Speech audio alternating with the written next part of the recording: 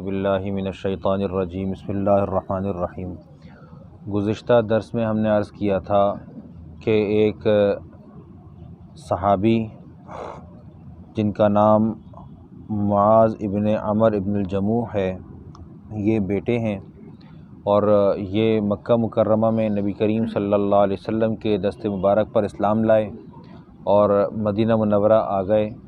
ان کے والد عمر بن الجموح انہوں نے ایک بت بنا رکھا تھا لکڑی کا اور اس کا بڑا احترام کرتے تھے، اس کو نہلاتے دھلاتے پاک صاف کرتے اور وہ سب کچھ اس کے سارے چونچلے برداشت کرتے۔ تو انہوں نے اور ان کے ایک دوست نے مل کے پروگرام بنایا، معاذ بن عمر نے اور معاذ بن جبل نے پروگرام بنایا کہ جی اس کو مسلمان کرنا ہے۔ مسلمان کرنے کا طریقہ یہ تھا کہ کئی مرتبہ اس بت کو اٹھا کر لے جا کر کہیں نہ کہیں کسی چوپچے میں ڈال دیتے اور یہ ڈھونڈ ڈھانڈ کے عمر بن الجموح ڈھونڈ ڈھانڈ کے لے کر آتے، اور کئی مرتبہ ایسا ہوا۔ عمر بن الجموح یہ وہی صحابی ہیں جن کا گزشتہ کل چوتھے پارے کی تفسیر میں بھی تذکرہ ہوا تھا کہ ان کی اہلیہ نے جب نبی علیہ السلام کی شہادت کی خبر سنی کہ احد کے میدان میں نبی علیہ السلام کو گزن پہنچی ہے، آپ کو تکلیف پہنچی ہے، تو یہ باہر گلی میں کھڑے ہو کر سب سے پوچھ رہی تھیں، جبکہ ان کے شوہر اور ان کے بیٹے باپ ہر ایک وہ شہید ہو گیا تھا، لیکن ان کی خواہش یہ تھی کہ میرے علم میں یہ بات آ جائے کہ نبی کریم صلی اللہ علیہ وسلم خود بہتر ہیں یا نہیں، آپ علیہ السلام کو کوئی تکلیف تو نہیں پہنچی، ان کا مطالبہ یہ تھا۔ تو عمر بن الجموح کے اس بت کو ایک دن انہوں نے دونوں دوستوں نے جا کر اس کو ایک کنویں میں ڈال دیا۔ عمر بن جموح نے پہلے وہ ایک تلوار لا کر اس کے پاس رکھی کہ تیری میں حفاظت کا انتظام کر رہا ہوں اور یہ سنبھال کے رکھ۔ اب بت کے پاس کہاں قوت ہے کہ وہ تلوار اٹھا سکے اور لڑ سکے۔ بھائی لوگ آئے، انہوں نے اٹھایا تلوار سمیت، تلوار تو چھوڑ دی وہ بت، اور اس کے ساتھ ایک کتا باندھا اور اس کو لے جا کر ایک گندے کنویں میں پھینک دیا۔ یہ آئے، انہوں نے آ کر دیکھا، انہوں نے کہا اگر تیرے اندر کوئی خیر اور بھلائی ہوتی تو یقیناً وہ اپنا دفاع کر لیتا، تیرے بس کی نہیں ہے، لہٰذا اب میں اسلام لاتا ہوں۔ یہ اسلام لے آئے، عمر بن جموح مسلمان ہو گئے، اللہ نے ان کو اسلام کی نعمت سے مالا مال فرمایا۔ نبی کریم صلی اللہ علیہ وسلم کے صحابہ جس قدر مشقت کے بعد اپنے آپ کو اپنی تن من دھن کی بازی لگا کر ہمارے تک اسلام سنبھال کر پہنچانے والے لوگ ہیں، ایسے لوگ اب مائیں نہیں پیدا کرتی۔ کہتے ہیں کہ قرآن پاک نے کہا ہے ام حسبتم ان تدخلوا الجنۃ ولما یعلم اللہ الذین جاہدوا منکم، ایک یہ والی آیت ہے، اور ایک دوسری ہے ام حسبتم ان تدخلوا الجنۃ ولما یأتکم مثل الذین خلوا من قبلکم، تم سمجھتے ہو کہ تم جنت میں داخل ہو جاؤ گے جبکہ تمہارے پاس تو ابھی تک ان لوگوں کی مثال بھی نہیں پہنچی جو تم سے پہلے گزر چکے ہیں، جن کو وہ تکلیف پہنچی، ان کو بأسا تکلیف پہنچی، ضراء تکلیف پہنچی، اور وہ ان کو یہاں تک کہ جھنجھوڑا گیا، حتیٰ یقول الرسول، یہاں تک کہ رسول بھی کہہ اٹھے متی نصر اللہ، اللہ کی مدد کب آئے گی، الا ان نصر اللہ قریب، خبردار کہ اللہ کی مدد قریب ہے۔ ایک اور آیت ہے حتیٰ اذا استیأس الرسل وظنوا انہم قد کذبوا جاءہم نصرنا، یہاں تک کہ رسول جب ضرورت محسوس ہونے لگی اس بات کی کہ کہیں ایسا تو نہیں کہ ہم سے جو بات کہی گئی تھی، جو ہم سے وعدہ کیا گیا تھا، وہ کہیں پس پش تو نہیں چلا گیا کہ فتح ہوگی، نصرت ہوگی، غلبہ ہوگا، کہیں ایسا تو نہیں ہے وہ پیچھے ڈال دیا گیا ہو، ہم سے کہاں کوتاہی ہوئی۔ جب وہ مایوسی کی طرف جانے لگے تو جاءہم نصرنا، تو ہمارے پاس ان کی مدد، ہماری مدد تک پہنچی۔ تو اللہ سبحانہ و تعالیٰ نے بیعت عقبہ کی ثانیہ کے بعد اللہ کے نبی صلی اللہ علیہ وسلم کو ہجرت کی اجازت دے دی، اور یہ جو ہجرت کی اجازت تھی، یہ اس کے لیے ایک قنسرین کا علاقہ، دوسرا یثرب یعنی کہ مدینہ منورہ، اور تیسرا بحرین، یہ 3 علاقے اللہ سبحانہ وتعالیٰ نے منتخب فرمائے۔ جیسے انسان سوچتا ہے کہ جی ہمارا مہمان آیا ہے تو مہمان کو کہا جاتا ہے کہ جی آپ کیسے سونا چاہیں گے، پلنگ پہ سوئیں گے، زمین پہ سوئیں گے، اللہ سبحانہ وتعالیٰ نے اپنے حبیب صلی اللہ علیہ وسلم کی جب مدد فرمائی ہے تو اپنے حبیب صلی اللہ علیہ وسلم کو چوائس دی ہے، آپ کہاں جانا چاہتے ہیں۔ نبی علیہ السلام کو جس طریقے سے نبوت کی ابتدا رؤیا صالحہ، نیک خوابوں سے، اچھے خوابوں سے ہوئی تھی، اسی طریقے سے ہجرت کی ابتدا بھی رؤیا صالحہ سے ہوئی ہے۔ نبی کریم صلی اللہ علیہ وسلم کو خواب میں دکھایا گیا نخلستان ہے، کھجوروں کے درخت ہیں، آپ علیہ السلام وہاں ہیں۔ آپ علیہ السلام نے اس سے مراد یمن یا ہجر وغیرہ کا علاقہ لیا، یمامہ یا ہجر وغیرہ کا علاقہ لیا، لیکن اللہ سبحانہ وتعالیٰ نے خود ہی بذریعہ وحی تعیین فرما دی کہ آپ کا سفر مدینہ کی طرف ہونا ہے۔ مدینہ کی طرف ہونے کے لیے اللہ کے نبی صلی اللہ علیہ وسلم نے یہ حکم جاری فرما دیا، لیکن یہ حکم سنتے ہی پوشیدہ طور پر لوگوں نے ہجرت کا سلسلہ بھی شروع کر دیا۔ اس سفر میں سب سے پہلے جنہوں نے بنیاد ڈالی ان کا نام تھا ابو سلمہ۔ ابو سلمہ یہ بنی الاسد کے وہ تھے، فرد تھے، اللہ کی شان کہ ان کی جو اہلیہ ہیں ان کا نام ہے ام سلمہ، اور ان کے ساتھ ایک بیٹا بھی ہے۔ انہوں نے کجاوا کس لیا، اونٹ کے اوپر کجاوا کسا، بیوی کو بٹھایا، بچے کو بٹھایا، اور اتنے میں جو ہے وہ خاندان والے آ گئے۔ خاندان والے آئے اور انہوں نے آ کر ام سلمہ کے خاندان والے پہلے آئے، اور انہوں نے آ کر کہا کہ جی یہ تم کو اپنی جان پر اختیار ہے، لیکن تمہاری بیوی نہیں جائے گی۔ ام سلمہ یہ ہمارے خاندان کی ہے، یہ نہیں جائے گی، یہ نہیں جا سکتی۔ بھائی کیوں نہیں جا سکتی؟ اس لیے نہیں جا سکتی کہ جی ہماری ہے اور ہم اس کو جانے نہیں دیں گے۔ اچھا جی ٹھیک ہے۔ اتنے میں بنی الاسد والے بھی آ گئے۔ بنی الاسد نے آ کر کہا کہ تم کو اپنی نفس پر اجازت ہے، لیکن دیکھو یہ بچہ ہمارے خاندان کا ہے، یہ بچہ ہمارے خاندان کا ہے، تو ماں کی گود سے بچہ بھی چھین لیا۔ اب رہ گئے ابو سلمہ اکیلے، لیکن ہمت، جواں مردی، قوت، اتنا حوصلہ، اتنی ہمت کہ انہوں نے تنہا ہجرت کی، مدینہ چلے گئے۔ اب ام سلمہ رضی اللہ تعالی عنہ یہ ابطح کے مقام پہ جا کر روزانہ صبح ہوتی اور صبح سے لے کر شام تک وہاں بیٹھی روتی رہتی، اور یہ رونا ان کا 1 سال کے عرصے پر محیط ہے، 1 سال کے عرصے پر اتنا روئی ہیں۔ اور پھر وہاں ان کے کسی چچیرے بھائیوں میں سے کسی کا گزر ہوا، تو اس نے کہا کہ یار تم کو، بنی المغیرہ سے یہ کہا کہ یار تم کو اس پر رحم نہیں آتا، تم کو اس پر رحم نہیں آتا۔ تو بنی الاسد نے بچہ بھی واپس کر دیا اور رحم آ گیا۔ رحم آنے کے بعد ان کو اجازت تو دے دی گئی، لیکن سفر کے لیے کوئی ساتھ نہیں تھا، جانا شوہر کے پاس تھا۔ ظاہر ہے کہ اگر پیچھے پلٹتی ہیں تو پیچھے تو سارے مشرک ہیں، کہاں جائیں؟ تو انہوں نے کیا کیا کہ اونٹ لیا، اونٹ پہ اپنے بچے کو ساتھ لیا، سفر شروع کیا۔ جن لوگوں نے دیکھا ہے مسجد عائشہ کو، اس جگہ کا نام تنعیم ہے۔ مکہ مکرمہ سے باہر نکل کے تنعیم ایک جگہ ہے جہاں پر جا کر ہم اس زمانے میں احرام باندھتے ہیں دوبارہ عمرے کا۔ یہ تنعیم تک پہنچی تھیں کہ وہاں عثمان نظر آئے۔ عثمان سے مراد یہ ہے کہ یہ عثمان، طلحہ ابن عثمان ہے، یہ نظر، عثمان ابن طلحہ ہیں، یہ عثمان ابن طلحہ یہ نظر آئے۔ تو انہوں نے کہا کہاں جا رہی ہو؟ ہجرت۔ اور یہ عثمان ابن طلحہ بھی مسلمان نہیں ہیں، یہ صلح حدیبیہ مسلمان ہوئے ہیں۔ انہوں نے کہا اچھا اکیلے؟ جی اکیلے۔ سفر لمبا ہے، پرانا والا اگر ہجرت کا راستہ کسی نے دیکھا ہو تو واقعتاً وہ بہت طویل بھی ہے اور بہت سخت دشوار گزار بھی ہے، بہت تکلیف دہ راستہ ہے۔ اور اب جو راستہ بن گیا یہ تو 4 گھنٹے میں مدینہ پہنچا دیتا ہے، اگر پرانے والے راستے پہ چلیں تو وہ 7 گھنٹے کا ہے اس دور میں، اور اس زمانے میں تقریباً کہ 14 دن یا 17 دن کا سفر ہوتا تھا۔ تو ان خاتون نے طلحہ بن عثمان کے ساتھ سفر شروع کیا۔ طلحہ نے اونٹ کی مہار پکڑ لی اور چلنا شروع ہوئے، چلتے گئے، جہاں کہیں کسی منزل پہ ٹھہرنا ہوتا یہ اونٹ کو بٹھاتے، یہ اتر جاتی یہ ایک طرف، اور وہ لے جا کر دور اونٹ کو باندھتے اور اونٹ کے پاس ہی جا کر آرام کرتے۔ یوں ہوتے اس طرح سے بار بار کئی مرتبہ ہوا ہوگا۔ 7 دن یا 14 دن کا سفر ہو تو کتنا لمبا سفر ہو گیا، کتنی لمبی راتیں گزر گئیں، اور انہوں نے اس طرح سے ہجرت کر کے اپنے شوہر کو پا لیا۔ اور طلحہ نے کیا کیا؟ طلحہ وہاں پہنچے، وہاں پہنچنے کے بعد ان کو ان کے شوہر کے پاس حوالے کیا۔ جیسی قبا کی بستی نظر آئی تو قبا کو دیکھ کر انہوں نے کہا کہ وہ دیکھو سامنے قبا نظر آ رہا ہے، اور اس کے پیچھے جو ہے نا اس کے پیچھے تمہارے شوہر رہتے ہیں۔ وہاں جا کر شوہر کے حوالے ان کو کیا، اور وہاں سے پھر یہ واپس مکہ مکرمہ آ گئے۔ یہ مسلمان نہیں ہیں۔ ام سلمہ کہتی ہیں کہ میں نے طلحہ بن عثمان سے زیادہ سمجھدار اور شریف آدمی نہیں دیکھا، ان سے زیادہ شریف میں نے نہیں دیکھا۔ اللہ سبحانہ تعالیٰ نے امتحان لیا۔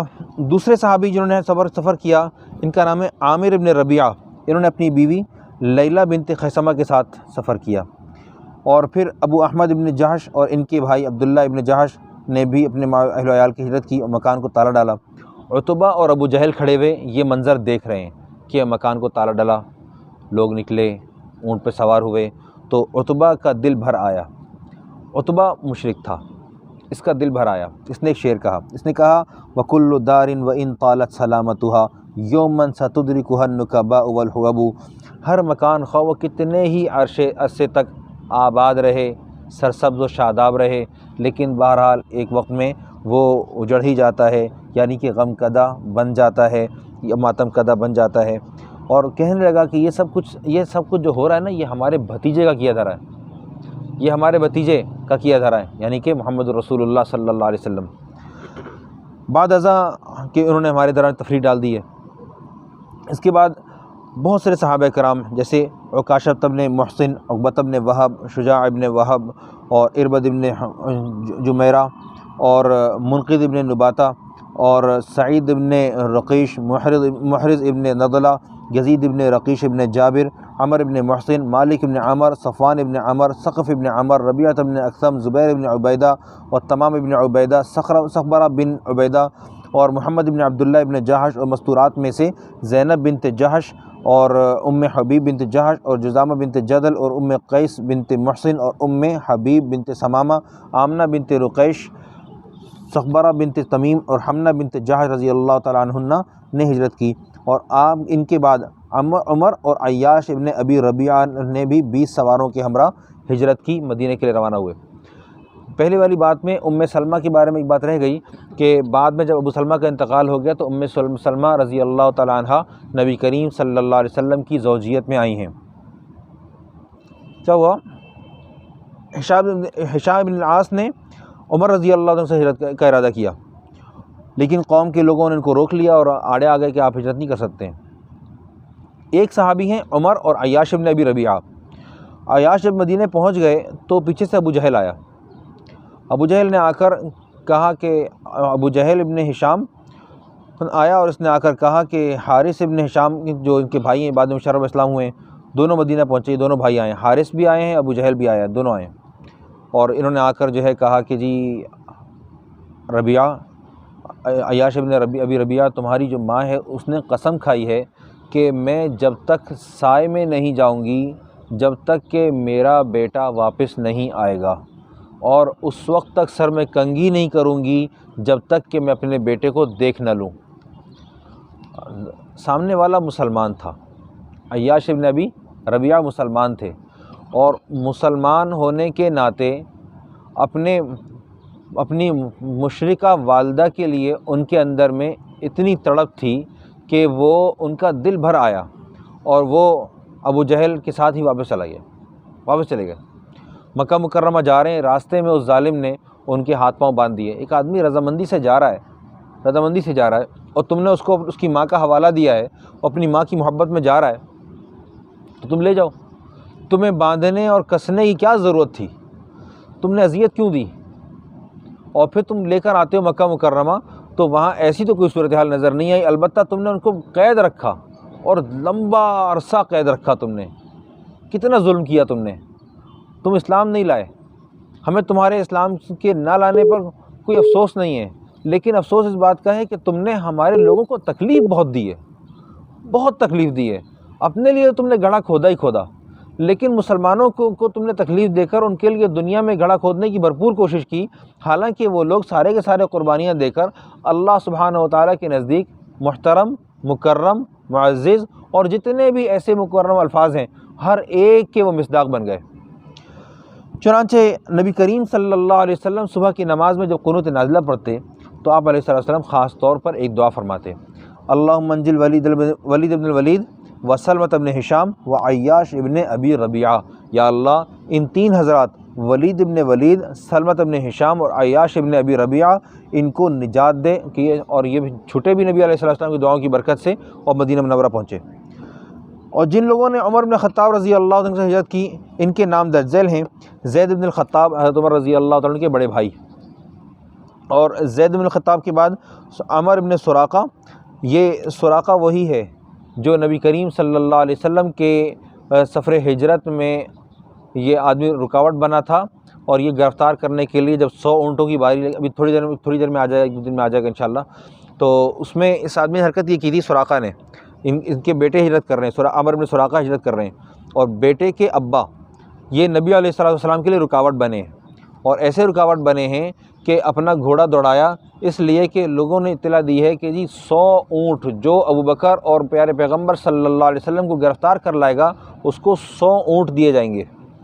100 اونٹ، اتنی بڑی بازی تھی، اور یہ گھوڑا دوڑائے پھرے پیچھے، اور بڑی بھرپور کوشش کی انہوں نے، اور جب یہ وہاں پہنچے تو نبی کریم صلی اللہ علیہ وسلم کو دیکھنے کے بعد ان کے گھوڑے کو ایک لغزش ہوئی، گھوڑا اگلے دونوں پیروں سے زمین کے اندر دھنسا، ایک بار ہوا چھٹا، پھر دوبارہ ہوا، پھر تیبارہ ہوا، یہاں تک کہ نبی علیہ السلام سے اس نے گزارش کی کہ یا رسول اللہ مجھے امان چاہیے، مجھے امان چاہیے، اور نبی علیہ السلام نے کہا کہ میں تمہارے ہاتھوں میں کس طرح کے کنگن دیکھتا ہوں۔ یہ پیغمبر علیہ السلام نے اس وقت میں بشارت دی جب یہ گرفتار کرنے آیا تھا، اور یہ واپس ہو گیا، یہ واپس ہوا، اور پھر عمر رضی اللہ تعالیٰ عنہ کے زمانے میں وہ کنگن اس کے ہاتھ میں آئے بھی، ظاہر ہے نبی علیہ السلام کی بشارت تھی، یقینی تھی۔ تو عمر ابن سراقہ اور عبداللہ ابن سراقہ، خنیس ابن حذافہ سہمی، اور سعید ابن عمر ابن نفیل، واقد بن عبداللہ تمیمی، اور خولہ ابن ابی خولہ، اور مالک ابن ابی خولہ اور بکیر کے چاروں بیٹے، ایاس ابن بکیر، عامر ابن بکیر، عاقل ابن بکیر اور خالد بن بکیر، یہ 4 بیٹے اکٹھے۔ باپ اپنے 4 بیٹوں کو ایک ساتھ اس لیے کھو رہا ہے کہ بچوں نے اسلام قبول کر لیا، باپ کفر پر ہے۔ ہجرت کر کے مدینہ پہنچے، بعد ازاں ہجرت کرنے والوں کا ایک تانتا بن گیا، جن میں طلحہ بن عبید اللہ، صہیب ابن سنان، حمزہ بن عبد المطلب، زید بن حارثہ۔ حمزہ نبی علیہ السلام کے چچا، نبی علیہ السلام سے ان کی عمر کا زیادہ فرق نہیں ہے، اور اس کی وجہ یہ ہے کہ جس مجلس میں نبی کریم صلی اللہ علیہ وسلم کے والد عبداللہ کا نکاح ہوا، اسی مجلس میں عبد المطلب نبی علیہ السلام کے دادا کا بھی نکاح ہوا، اور یہاں نبی علیہ السلام کی ولادت ہوئی حضرت عبداللہ کے ہاں، اور وہاں حمزہ رضی اللہ عنہ کی ولادت ہوئی۔ حمزہ چچا بھی تھے، دوست بھی تھے، بہت قریبی تھے۔ زید بن حارثہ اور ابو مرثد، کناز ابن حسین اور آنسہ اور ابو قبشہ، عبیدہ بن الحارث، ان کے دونوں بھائی طفیل ابن حارث اور حسین ابن حارث، اور مصطع ابن اساسہ اور صویبۃ ابن سعد، طلیب ابن عمیر اور خباب بن الارت، عبد الرحمن ابن عوف، زبیر بن العوام۔ عبد الرحمن ابن عوف وہ ہیں جب یہ مدینہ منورہ پہنچے تو نبی علیہ السلام نے ملاقات کرائی، اور انصار کے گھروں میں ٹھہرنا ہوتا تھا، تو وہاں پہنچے تو انہوں نے کہا کہ جی ایسا کرو کہ مجھے جو ہے وہ بازار کا راستہ دکھا دو، یہ امت کے مالدار آدمی گزرے ہیں، مجھے بازار کا راستہ دکھا دو۔ پہلے ہی دن جا کر کچھ چھوٹا موٹا کاروبار کیا اور اچھے خاصے پیسے کما لیے تھے۔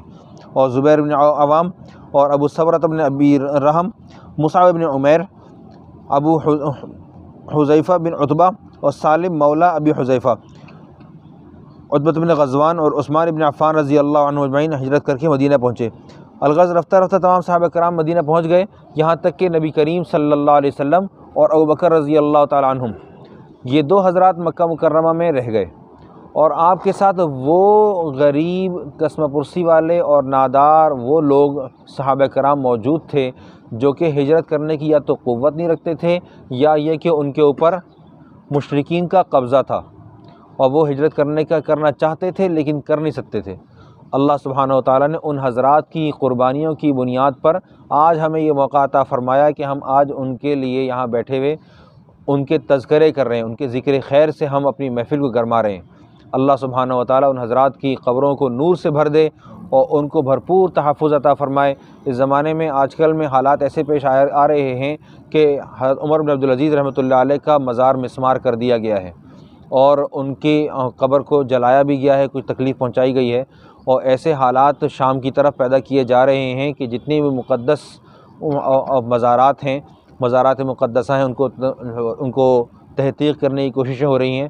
اللہ سبحانہ وتعالیٰ ان حضرات کی حفاظت فرمائے، اور ان کی برکت سے جو ہمیں اسلام نصیب ہوا ہے، اللہ سبحانہ وتعالیٰ ہمیں اپنے اسلام کی قدر کرنے کی توفیق عطا فرمائے۔ وآخر دعوانا الحمد للہ رب العالمین۔